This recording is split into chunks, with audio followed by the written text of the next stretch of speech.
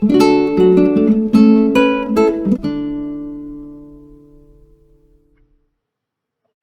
everyone, welcome back.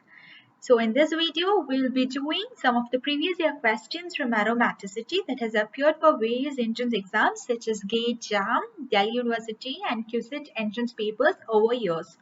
So before moving on to this video, if you have not watched my previous video where I discussed the topic aromaticity, please do watch the video to get an idea of the concepts in aromaticity. So the link to the video is given in the description box. Those of you who have not watched the video, please watch it and further move on with this video.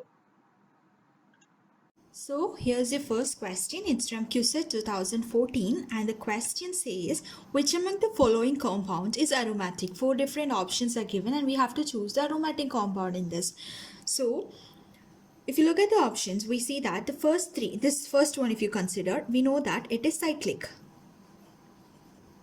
The first one is cyclic. Then the first one is planar. And there is conjugation and delocalization. Yeah. And how many electrons are there? Two double bonds. Two double bond means it is 4 pi electrons. 4 pi electrons means this is of the form 4n electrons, right? 4n electrons are in conjugation. So this compound comes out to be anti-aromatic, right? My option A is anti-aromatic. Now if I consider option B, again option B is cyclic. It is planar as we know. But because there is an sp3 hybridized carbon atom here, this carbon atom here, there is no conjugation. The pi system is not completely cyclic, right? So conjugation is lost. So we can say that this is non-aromatic. My second one is non-aromatic. Okay. Now the third one is the benzene molecule. Benzene is cyclic. It is planar. There is conjugation. There is delocalization. Yeah. And how many electrons are there? 3 pi bonds. So implies that 3 pi bonds would mean 6 pi electrons. So this is of the form 4n plus 2. So it follows Huckel's rule. Huckel's rule is obeyed. So this option C is aromatic, right? And coming to the last one, let's just take the last one. It is cyclooctatetraene, which is a cyclic compound, but it is non-planar. Instead of existing in a planar form, it would take up a tub shape like this. This is how cyclooctatetraene would exist, right? In this form it would exist. Since it's non-planar, this also comes out to be non-aromatic, right? So out of the four options that we have, only option C comes out to be the aromatic compound. So the right answer for this question is option C.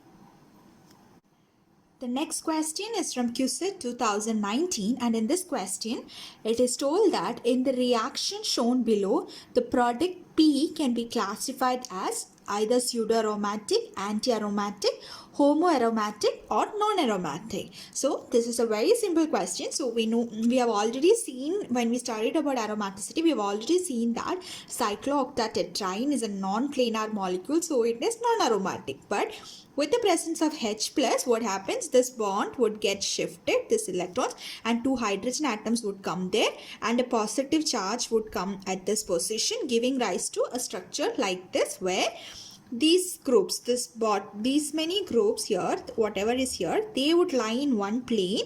They would be cyclic, planar and they would act as aromatic, whereas one extra sp3 hybridized carbon, we would be having an extra sp3 hybridized carbon which lies above the plane. We have already seen this explanation and we saw that. So this part where it is special type of aromaticity where the conjugation is interrupted by an sp3 hybridized carbon, such kind of aromaticity is known as homoaromatic. So for this question, option C, homoaromatic compound is the right answer.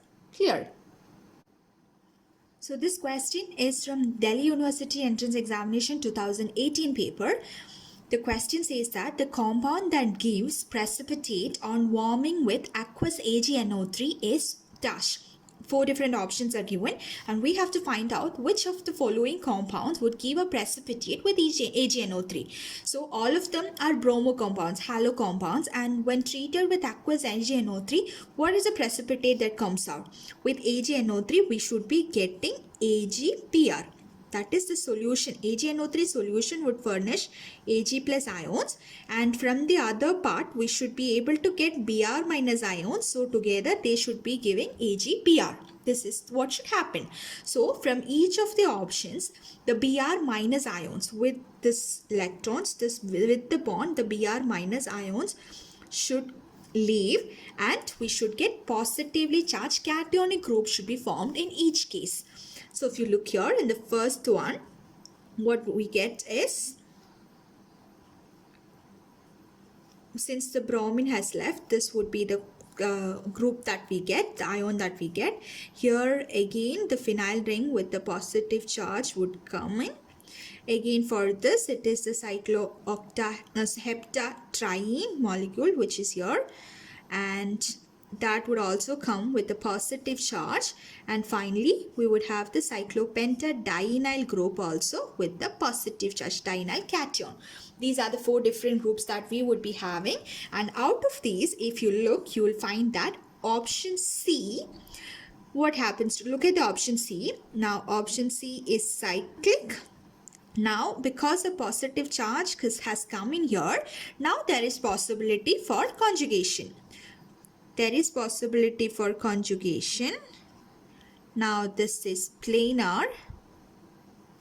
There is delocalization of the electrons. And how many electrons are there? 3 bonds. 3 bonds means how many electrons? It is 6 pi electrons that we are having. 6 pi electrons means they are of the form 4n plus 2. So implies this follows Huckel's rule. So this is found to be aromatic. The anion that is formed, the cation that is formed as a result of Br minus leaving, the cation that is formed is found to be aromatic only in the case of option C. If you consider the other cases, the positive charge would not make them aromatic. So aromatic means they are more stable. So Br minus can leave and form the precipitate AgBr only in the case where the cation that is formed would be stable. So only aromatic cation out of the 4 would be the most stable. So out of the 4, only C, option C has the ability to form an aromatic cation when Br minus leaves and combines with Ag to form AgBr as precipitate. So we can say that option C is the right answer for this question. Clear? Now let's look into this question from Delhi University 2019 paper, where they've asked for the compound that has a maximum dipole moment out of the 4 options that are given. 4 options are given and we have to choose the one which has a maximum dipole moment. Dipole moment arises when there is charge separation. Okay.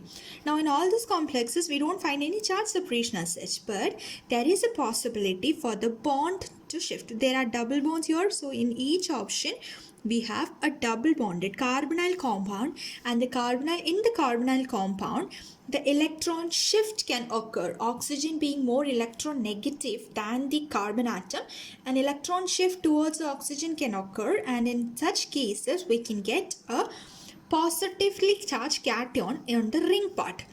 Okay, now so let's just do that. So in the first option, when this shift occurs, what happens? This becomes negatively charged, this part becomes positive. Similarly, when a shift occurs here, this oxygen becomes negatively charged, carbon becomes positively charged. For this too, this oxygen is negative, carbon is positive. Here also in the last option, my oxygen upon the shift of the bond becomes negative and the carbon atom becomes positive. So the bottom part, for cyclic part, one would be like this, positive. The other one, the second one, would be like this with a positive charge, and for the third one it would be like this, Br with a positive charge, and then we would have this with a positive charge. Now, out of all these options, this one is found to be cyclic, planar, conjugation is there, conjugated, delocalized. How many electrons? 1 pi bond, so it is 2 pi electrons, which is of the form 4n plus 2. So, this molecule alone would follow, it would obey Huckel's rule. Huckel's rule is obeyed implies it is aromatic. My option 1, when such an electronic shift takes place, when a charge separation occurs, whatever cation is being formed, my compound is aromatic now. Now, since the compound is aromatic, it would be stable, the most stable. So, if I consider the others ones, they are all non-aromatic. There is no possibility for conjugation in these cases. So, they are all not aromatic.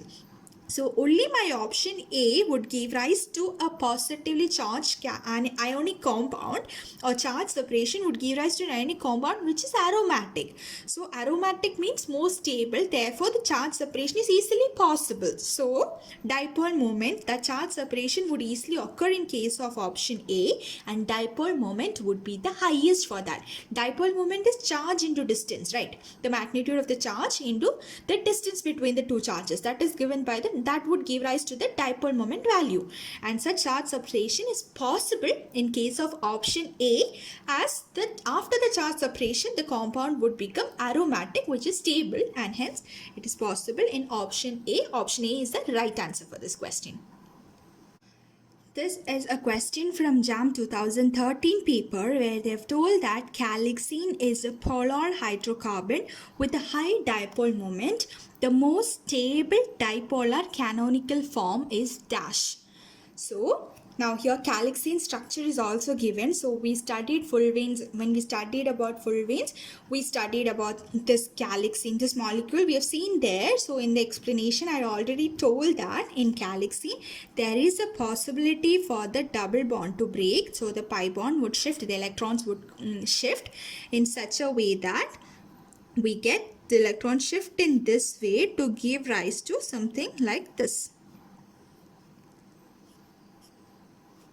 So this was my original calixene. The double bond has shifted towards the pentene side, pentadiene side, to give rise to a negative charge on the pentadiene part and a positive side on the triene side, this the triple bond. So on this side it is a cyclic on this compound, there would be a positive charge, and on the pentene side, the 5-membered ring, there would be a negative charge, and the 3-membered ring would have a positive charge. Now as a result, this side, the 5-membered ring side would be cyclic, it would be planar, there is conjugation, yes, there is delocalization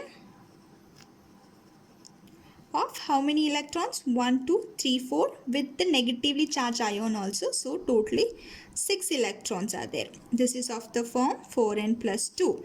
So this part is found to be aromatic. Now coming to the 3-membered size. So on this side also, the 3-membered side also, what do we see? It is cyclic. Now this side is also planar. Now there is conjugation because of the positive charge. Now there is a possibility for conjugation. The charge, the bond can shift and cause conjugation. There is delocalization of how many electrons? Just one double bond. So it's only 2 pi electrons. So again this also would follow 4n plus 2 rule. So this part is also found to be aromatic. This side is aromatic, 5-membered side, and this 3-membered side. Both the cyclic sides are aromatic upon a charge separation in this form, and hence aromatic means the compound. My compound would be the most stable. When both the sides are aromatic, my overall compound, this compound would also be aromatic. Hence this, so it would be the most stable. So this type of bond shift, the pi bond would shift in this manner so as to give the stable aromatic ionic form, and that would have the highest dipole moment. Because of charge separation, they would have the highest dipole moment. A dipole is being formed, so dipole moment would be the highest in this case. If it was shifting in the other way, like towards, if the bond was shifting towards this side, then both the sides would not be aromatic, they would be non-aromatic. So in those cases, the rule won't be the same. So in those cases, dipole moment would not be the highest. Okay, so this is the way, this is the most stable dipolar canonical form. Moving on to this question from JAM 2007 paper, where they've told that the value of N for the following molecule according to Huckel's rule is dash. They've given a molecule and they're asking for the value of N. N means it is from the 4n plus 2 rule. 4n plus 2, where this N that they are asking for according to Huckel's rule. Now, so this, if you look at the number of double bonds, there are 1, 2, 3, 4, 5, 6, 7, 8. 8 double bonds are there, which would mean that 8 pi bonds. So which would mean that this has 16 pi electrons. But no, in this molecule, this is an exceptional case that was already discussed in the previous video on aromaticity. It was already discussed that this double bond, the central double bond, is not involved in delocalization. This one bond is not involved in delocalization, and we have to consider only these peripheral ones, 1, 2, 3, 4, 5, 6 and 7. The 7 peripheral double bonds are only supposed to be considered for considering aromaticity in this molecule. The center double bond, the central carbon-carbon double bond is not involved in delocalization. So we have 7 pi bonds. So we can say that this molecule has 7 pi bonds that are in conjugation. So which would mean that there are 14 pi electrons. So 14 pi electrons would mean, how can I write this 14 pi electrons in the form of 4n plus 2? It can be written as 4 into 3 plus 2, right?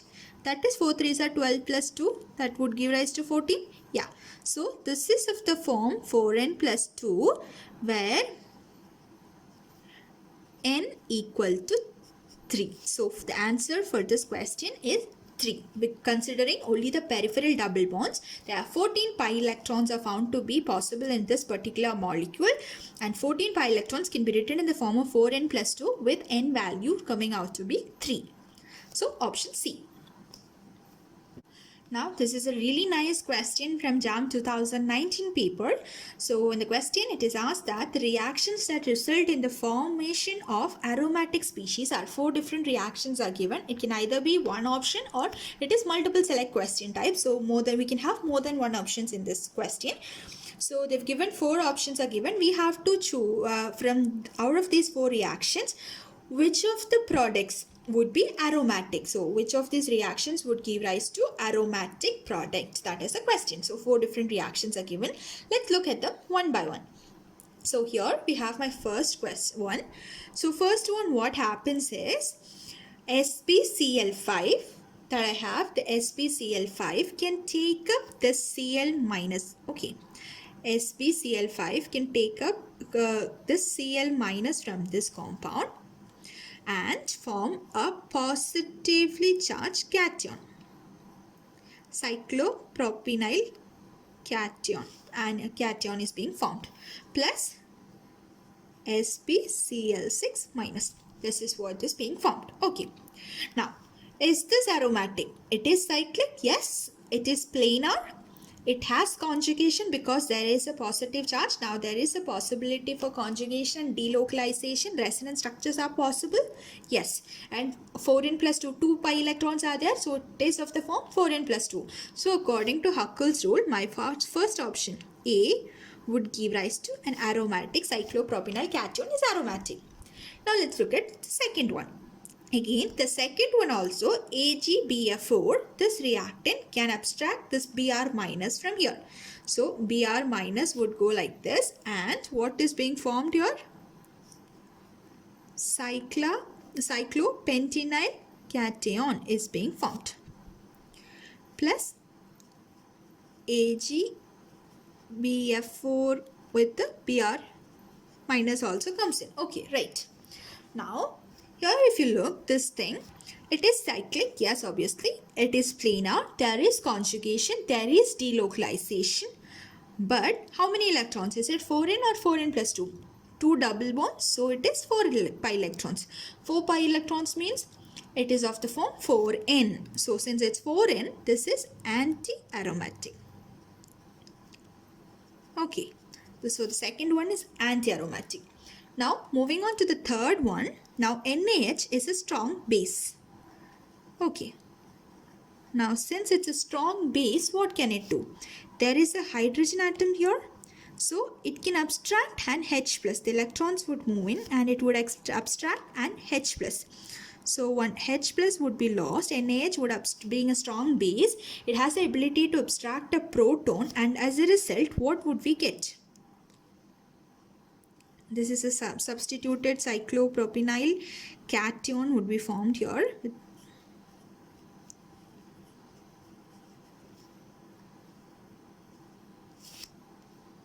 Sorry, anion would be formed because H plus is moving out, so an anion is being formed, right?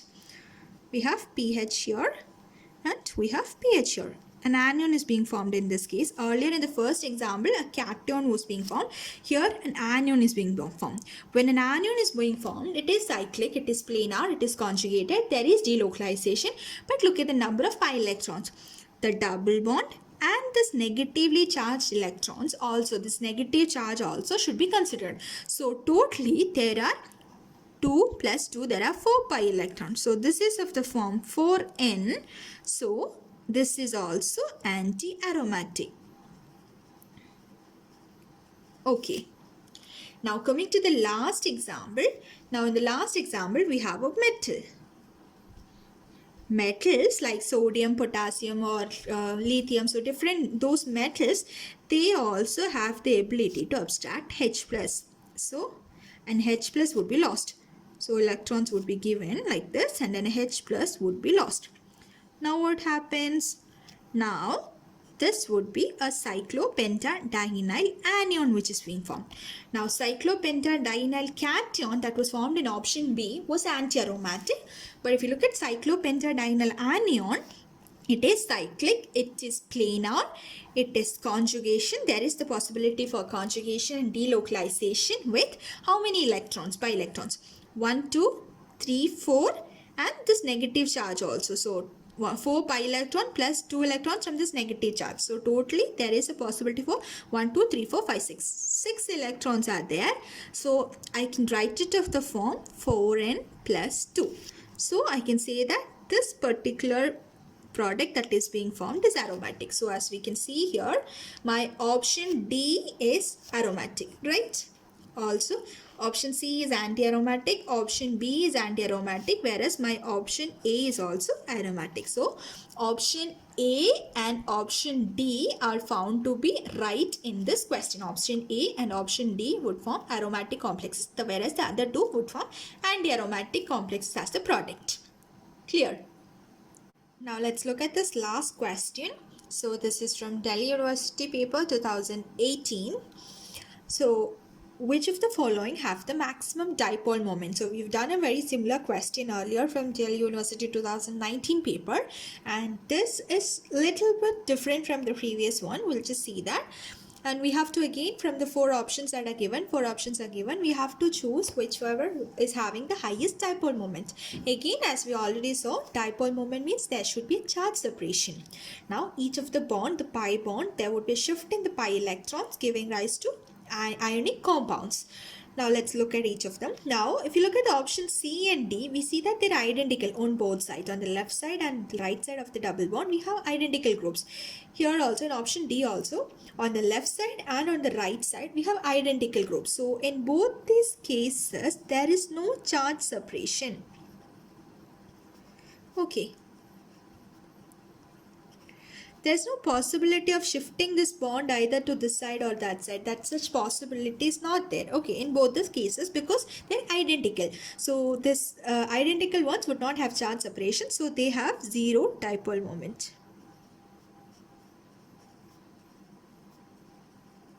The dipole moment would be 0 for option C and D. So we can just rule out them. C and D would be ruled out. Now, a charge separation is possible only in case of option A and B.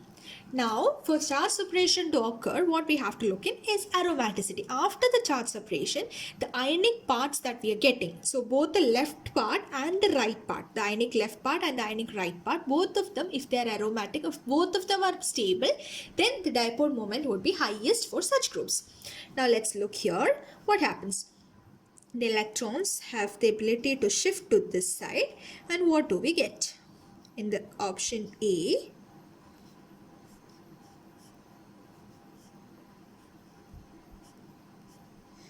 we get a positive charge here and we get a negative charge here. Now in option B also, similarly, charge separation to this side occurs, and what do we get?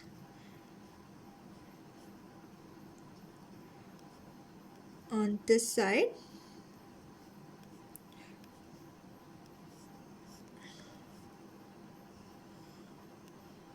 okay, here it's a positive charge and here it's a cycloheptatrienol anion that is being formed.